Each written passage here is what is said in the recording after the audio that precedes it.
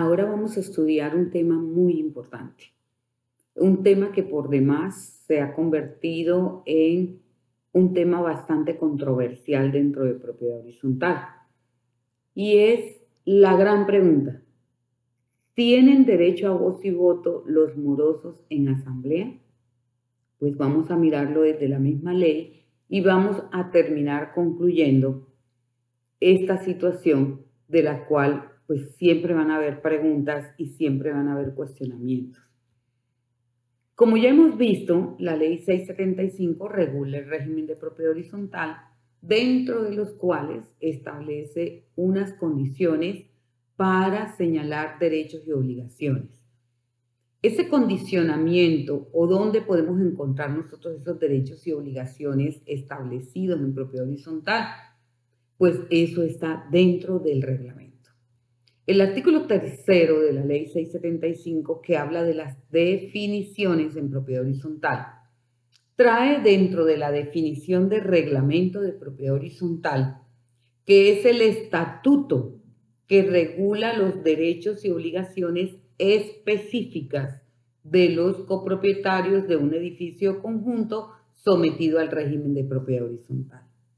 Entonces, dicho en esta definición, que allí están contenidos los derechos y las obligaciones, tenemos que entender que el reglamento tiene que tener todo un desarrollo de regulaciones, de artículos, de disposiciones que le permitan al administrador en un momento dado tener ciertas actitudes o ciertos procedimientos válidos con los propietarios o residentes en mora.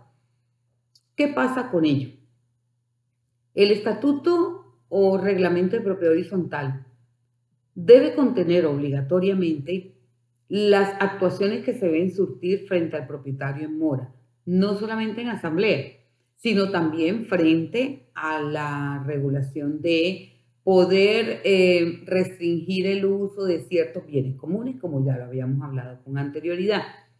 Ahora, frente al voz y voto, es el reglamento el que debe determinar ese derecho a voz y voto dentro de las asambleas. ¿Por qué? Porque la Corte ya ha dicho que el voz y voto en asamblea no es un derecho fundamental.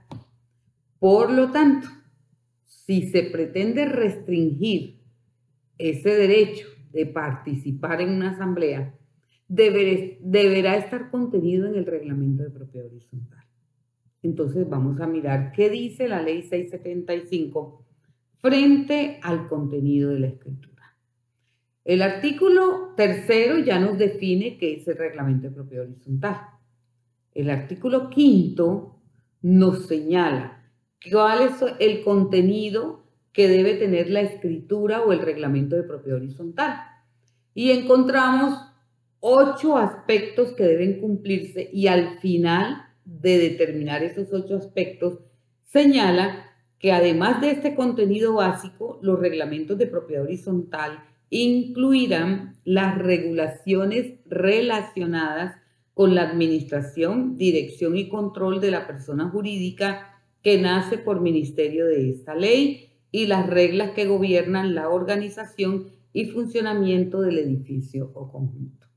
Entonces, ¿qué tiene que señalar el reglamento de propiedad horizontal? Todas esas normas, todas esas regulaciones que le van a permitir al edificio o conjunto poder tener la real administración, una real dirección y un control de la persona jurídica.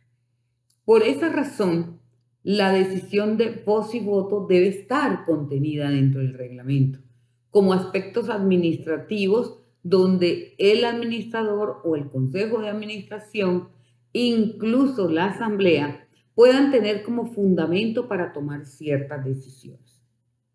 Así, de igual manera, el artículo 32 de la ley 675, que habla sobre el objeto de la persona jurídica, termina señalando que el objeto de la persona jurídica está dentro de ellos cumplir y hacer cumplir la ley y el reglamento de propiedad horizontal.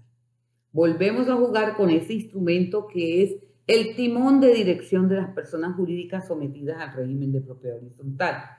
Tenemos también que tener en cuenta que si nos vamos al artículo 34, allí nos hablan de los recursos patrimoniales.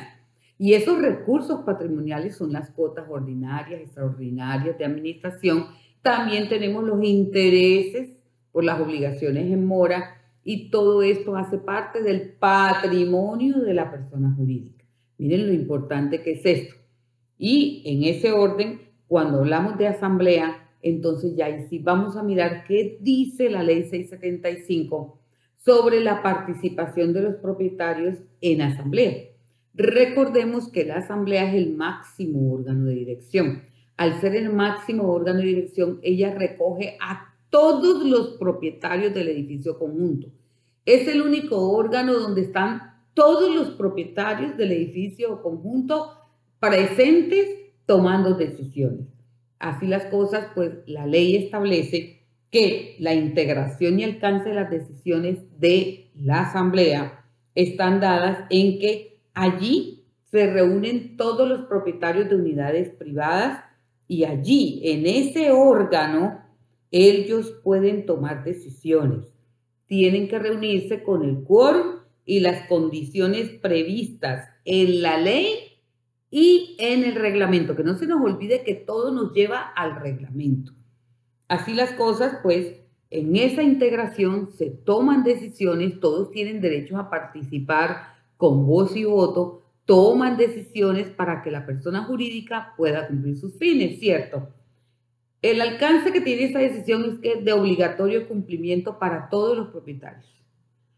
Estando presente, no estando presente, para las personas residentes en el edificio o conjunto, y allí se tiene que hacer exigible a todos los propietarios y residentes, tenedores, moradores de la persona jurídica las decisiones que ha tomado la asamblea. Pero si nos vemos, nos damos cuenta en este artículo 37, 39 después, vemos que allí están reunidos todos los propietarios con voz y voto. La ley no dice que el moroso no podrá votar. Al contrario, si nos vamos a la ley avala que todos los propietarios participen con voz y voto dentro de la asamblea. Si nos vamos a la ley específicamente.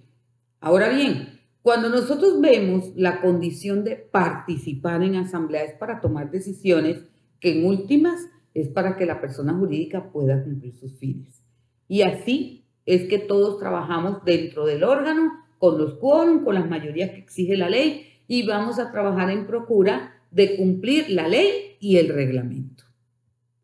Ahora bien, ¿qué pasa con los morosos? Las personas morosas, como ya sabemos, que son las personas que incumplen con la obligación de pagar las cuotas de administración.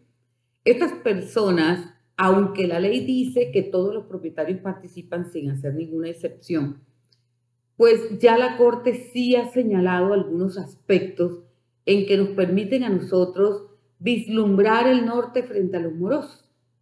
Como primera medida, la Corte no ha considerado un derecho fundamental el voz y voto en asamblea. De hecho, ella considera que sí puede ser restringido, pero puede ser restringido de manera que el reglamento acoja esa restricción. Porque si el reglamento no acoge esa restricción, no podría aplicarse ningún tipo de restricción para el moroso. Entonces, así las cosas, vamos a ver que la sentencia T633 del 2003 nos habla precisamente que por no ser un derecho fundamental, el voz y voto en asamblea no puede ser protegido a través de la acción de tutela. Entonces, ella da un mecanismo diferente como un proceso verbal sumario. Pero en ese orden, al no considerar un derecho fundamental, pues no interviene el mecanismo de tutela para amparar ningún derecho, porque no lo consideran un derecho fundamental. Así las cosas, si nosotros establecemos unas condiciones en un reglamento de que el moroso no tiene derecho a voto dentro de una asamblea, se tiene que cumplir porque el reglamento tiene los mismos efectos o se le reconocen los mismos efectos que un contrato, es ley para las partes, sin que eso signifique vulneración a ningún derecho fundamental, porque la condición de moroso precisamente dentro de ese reglamento restringe esa participación que la Corte ha considerado que es válida.